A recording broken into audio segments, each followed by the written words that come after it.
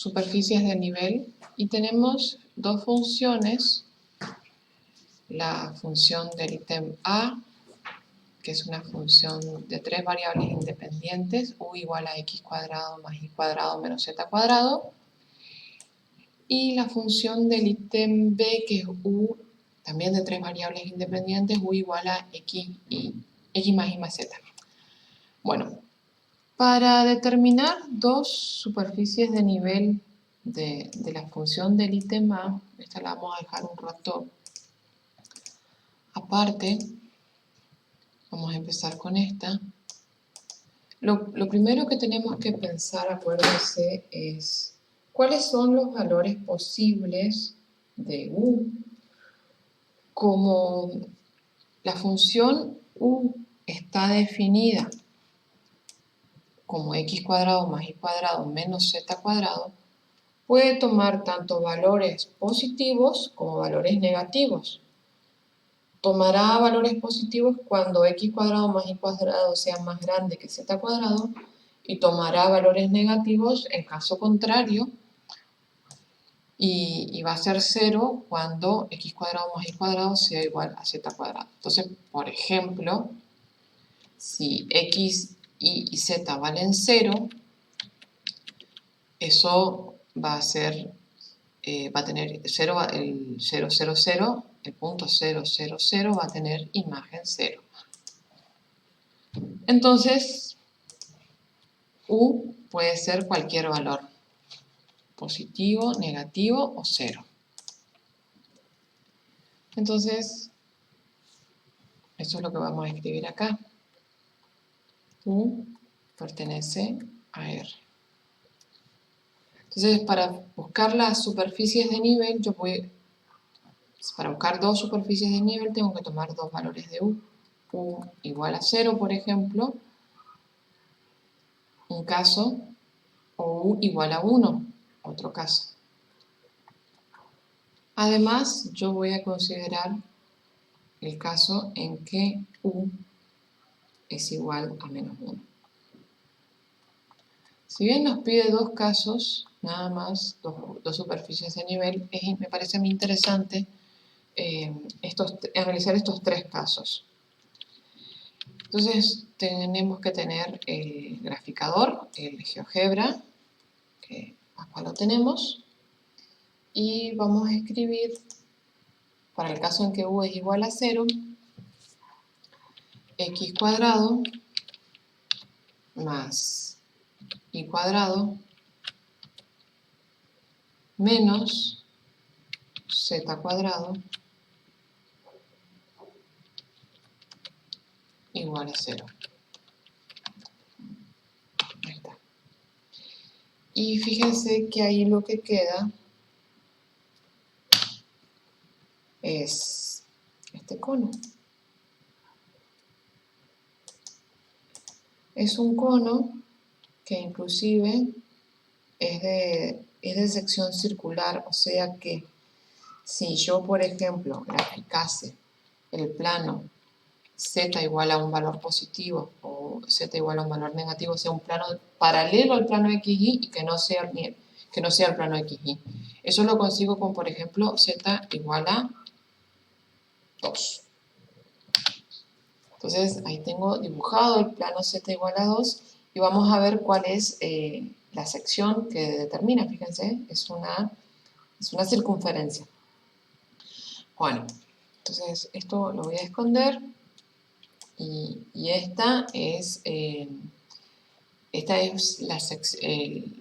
una superficie de nivel. Entonces lo que vamos a escribir acá es que esta superficie de nivel correspondiente a u igual a 0 es un cilindro.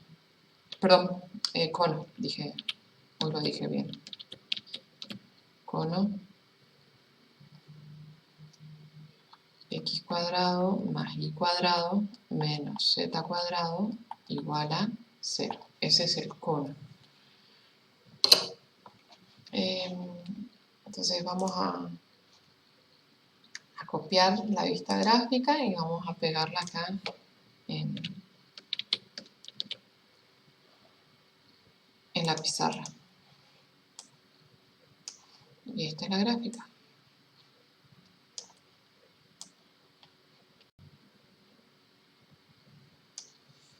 Bueno, ahí está la gráfica y ahora vamos a ver qué pasa cuando u es igual a 1. Entonces vamos a escribir la ecuación 2x cuadrado más y cuadrado menos z cuadrado igual a 1. Y ahí lo que me queda es un paraboloide elíptico.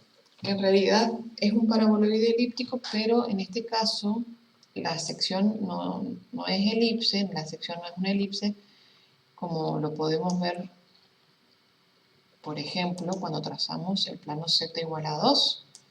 La sección ahí, fíjense, es una circunferencia, eso se puede ver gráficamente, pero también se puede determinar analíticamente encontrando la ecuación de esta sección, de esta intersección del paraboloide elíptico, o circular en este caso, con el plano z igual a 2.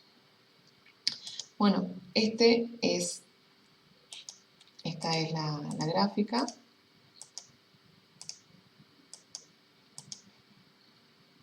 Y vamos a copiar la vista gráfica, vamos a traer a la pizarra. A ver. Ahí está.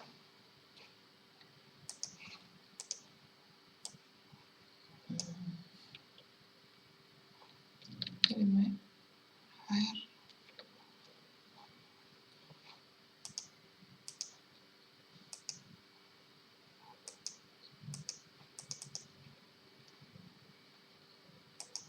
Ahí está. Ahí voy a copiar de nuevo para que tenga más color.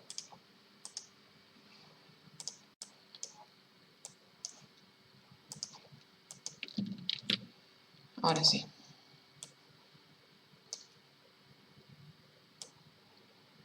Entonces tenemos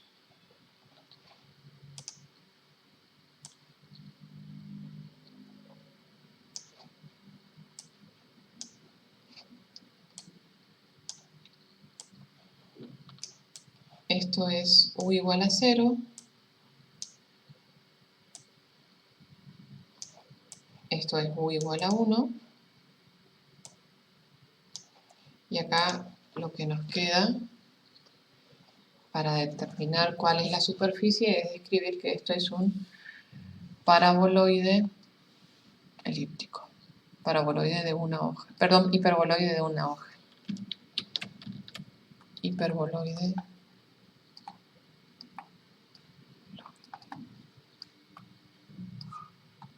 de una hoja. Bueno, y lo que nos queda es el último caso, cuando u es igual a menos 1. Fíjense que cuando u es igual a menos 1, lo que me queda al reemplazar en la ecuación es menos 1 igual a x cuadrado más y cuadrado menos z cuadrado. Y si ustedes se fijan en la tabla de las cuádricas que yo ya les pasé por el aula, o si se acuerdan de la última clase, tengan presente que igualábamos a 0 o igualábamos a 1 las fórmulas para las cuádricas. Y como acá tenemos igualado a menos 1, entonces voy a multiplicar todo por menos 1, o bien cambio todos los signos. Entonces me queda 1 igual a menos x cuadrado menos y cuadrado más z cuadrado. Y esto no es otra cosa más que un hiperboloide de dos hojas.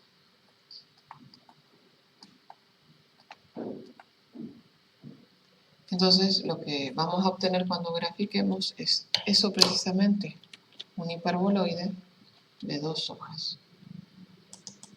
Voy a copiar esto y esto lo voy a esconder y acá lo voy a pegar Fíjense que saco esto y esto lo igualo a -1 y ahí estamos.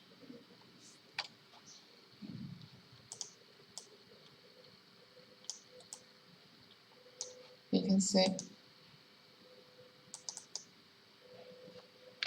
ahí está.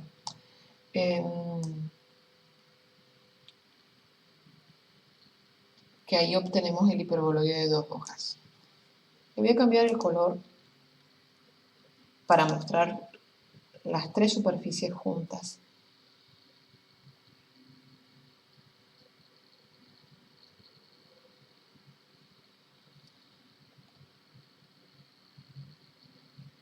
Espero que no se me tilde esto, ahí está. Entonces esta la voy a escribir con azul, la voy a dibujar con azul. La 2 la voy a dibujar con verde. Y la 1 la voy a dejar con rojo. Ahí estamos. Entonces fíjense, ahí está el hiperboloide de 2 hojas. Ahí está el cono. Y acá está el hiperboloide de una hoja. ¿Qué es lo que yo quiero que analicemos en este punto?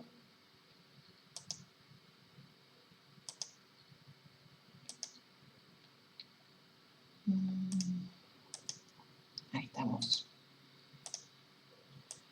¿Qué va a pasar si con la ecuación 2, si en vez de tomar u igual a 1, hubiésemos tomado u igual a un valor más grande? Lo que hubiese pasado es que este hiperboloide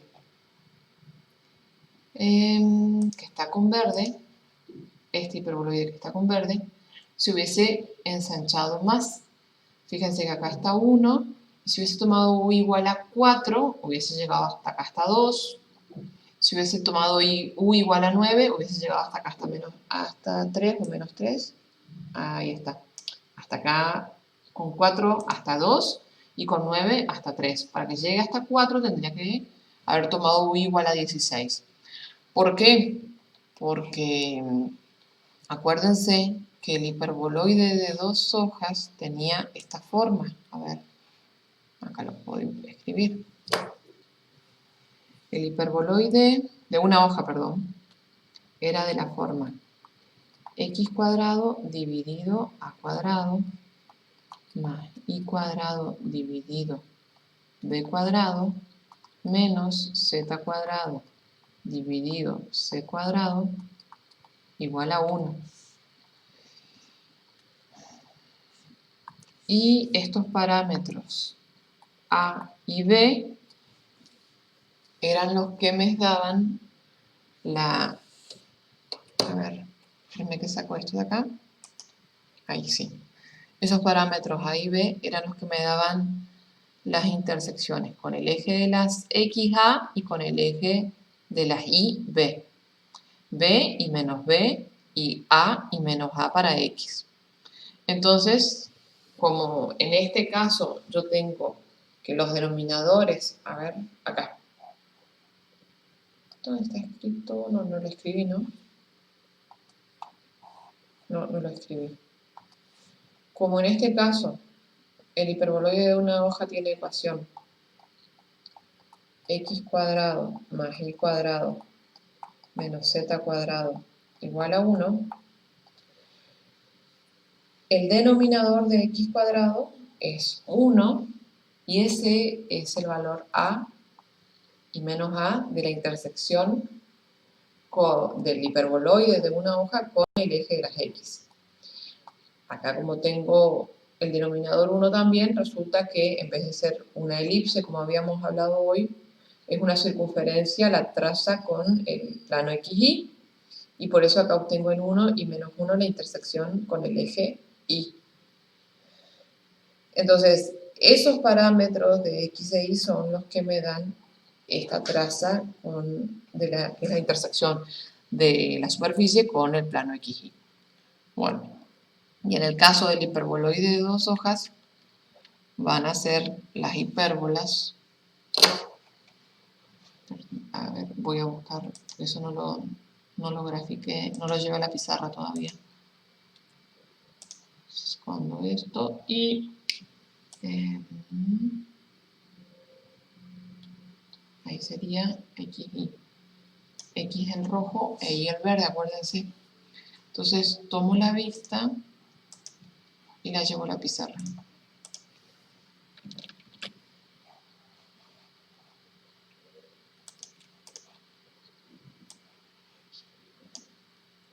Bueno, y ahí me queda el caso del hiperboloide de 2 hojas. Si yo en vez de tomar -1 tomase un valor menor, lo que va a pasar es que voy a tener un hiperboloide muy parecido a este, pero que se va a ir desplazando para arriba, se van a ir separando.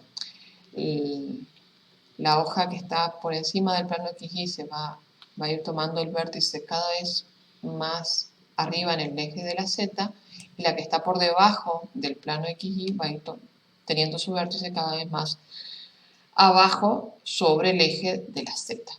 Entonces se van a ir separando y lo que va a pasar es que esas son las distintas superficies de nivel de esta función.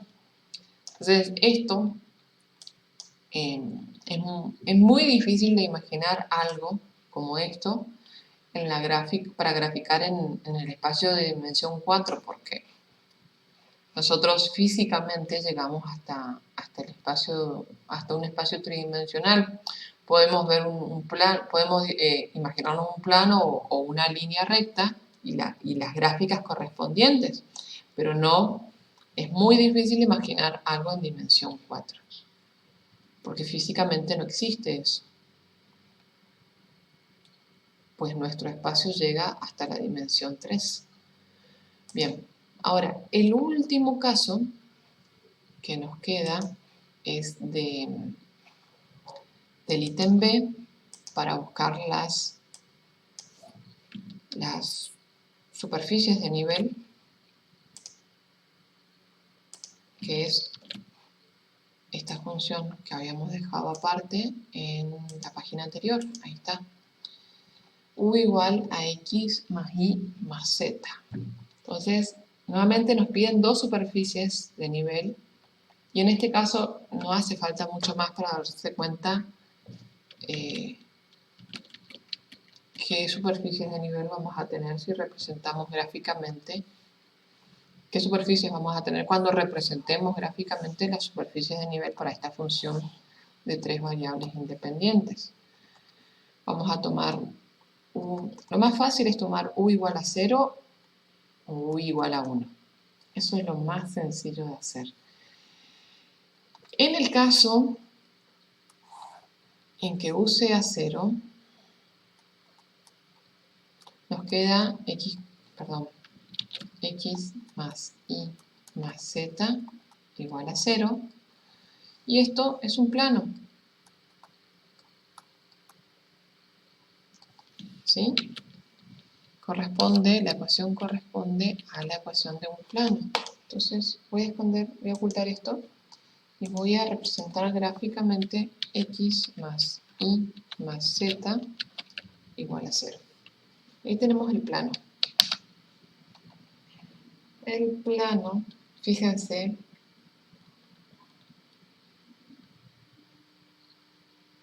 acá está.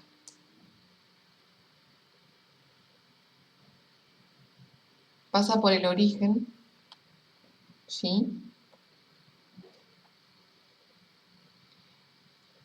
Cuando X es igual a Y, perdón, cuando X es igual a menos Y, tenemos esta recta que se ve aquí, que es la intersección de este plano con el plano XY. Rectas análogas vamos a tener en el plano YZ y en el plano XZ. ¿Cómo vamos a ver la intersección con el plano YZ? Para eso planteamos el plano X igual a 0. Le voy a cambiar el color. para que se distinga.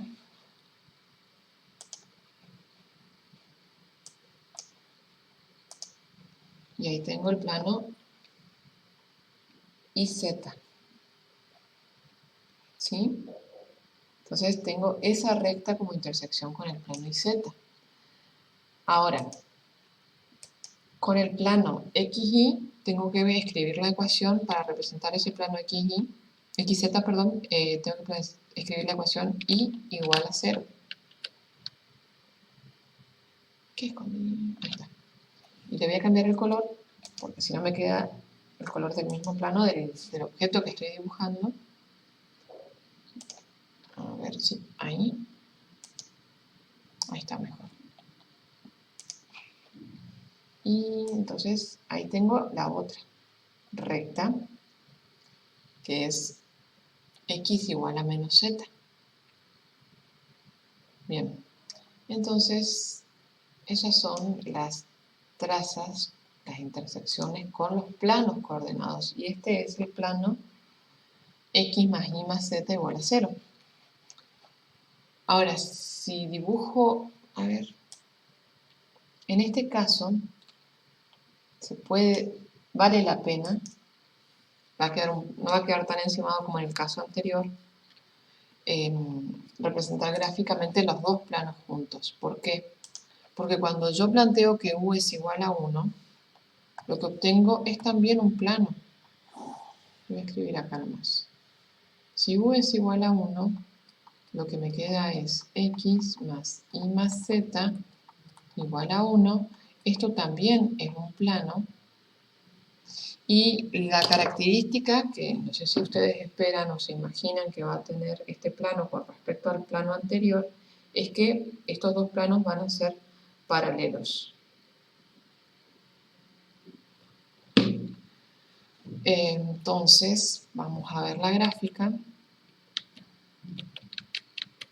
Ahí está. Y la gráfica de este plano corresponde a la ecuación X más Y más Z igual a 1. Ya está. De nuevo me dibuja con celeste y para distinguir del anterior voy a cambiarle el color y voy a poner este azul más fuerte que creo que no usé para los planos. Sí. No, este quiero yo. Ahí está. Ese color. Entonces fíjense. Ahí está. Ahí creo que se ve que los planos son paralelos. ¿Sí? No se cortan. Y básicamente lo que podríamos tomar es que en realidad no es que podríamos tomar, sino que ocurre que cualquier otra superficie de nivel va a ser un plano paralelo a estos dos. ¿De acuerdo? Entonces voy a copiar la gráfica y la voy a llevar a la pizarra.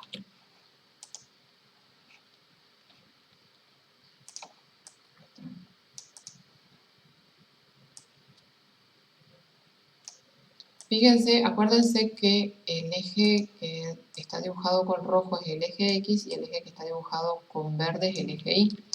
Si yo mostrase esto como generalmente se muestra, la visión sería esta, la vista sería esta, el punto de donde uno observa y ve el eje X, el eje Y y el eje Z sería este, y acá no aprecio o no se puede apreciar que los planos son paralelos. Entonces elegí otra vista, que es esta, que es la que está acá, digamos, que está representada gráficamente aquí, donde sí se puede apreciar que los planos son paralelos.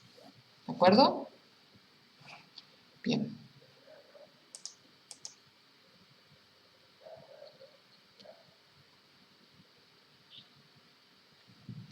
Bueno, entonces, si no hay preguntas sobre este ejercicio, Vamos a pasar al ejercicio que sigue, que es hablar ya de límites. Entonces, para ver la cuestión de los límites,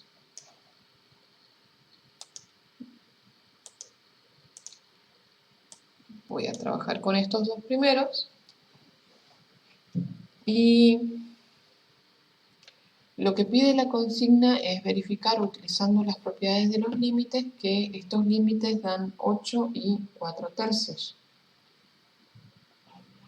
¿Estamos hasta aquí? Bueno. ¿Cuáles eran las propiedades de los límites? ¿Se acuerdan?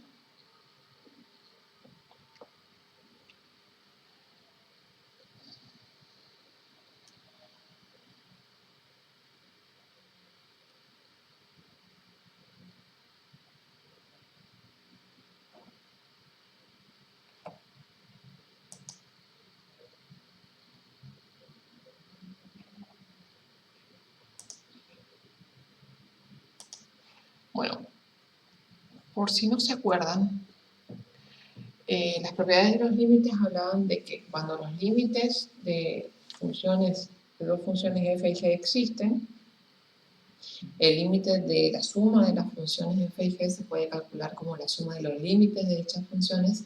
El límite del producto de esas funciones se puede calcular como el producto de los límites. Y en el caso en que la función de que yo tenga que calcular el límite de f dividido g, eso lo voy a usar para este caso. Si el límite de la función del denominador existe y no es 0, y el límite de la función del numerador existe, entonces el límite del cociente se puede calcular como el cociente de los límites. Entonces, yo lo que tengo que analizar es que para el ítem A, tengo que analizar qué pasa con x a la cuarta cuando xy tiende a 1, 2. ¿Qué pasa con 2x por y cuadrado cuando xy tiende a 1, 2? ¿Y qué pasa con menos 1 cuando xy tiende a 1, 2? Entonces, esto, a ver, lo voy a escribir abajo de nuevo, espérenme. Ahí está. Esto es el límite cuando xy tiende a 1, 2 de la función x a la cuarta más 2 por x por y al cuadrado menos 1. Y yo tengo que chequear que esto es igual a 0. Entonces, esto, en principio, tiende a 1 porque es constante. Como x tiende a 1 e y tiende a 2, esto está tendiendo a 2 por 1 por 2 al cuadrado, y esto está tendiendo a 1 a la cuarta. Entonces, como todas las funciones que tengo en esta suma de funciones tienen límite, el límite de esta suma es 1 a la cuarta más 2 por 1 por 2 al cuadrado menos 1. Y ahí es que esto me queda igual a 1 más 8 menos 1, y eso es 8. De manera análoga, yo lo que tengo que ver para el ítem B es cuando tengo el límite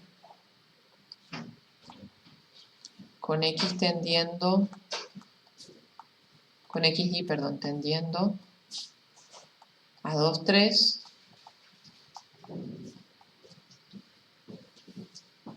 de 2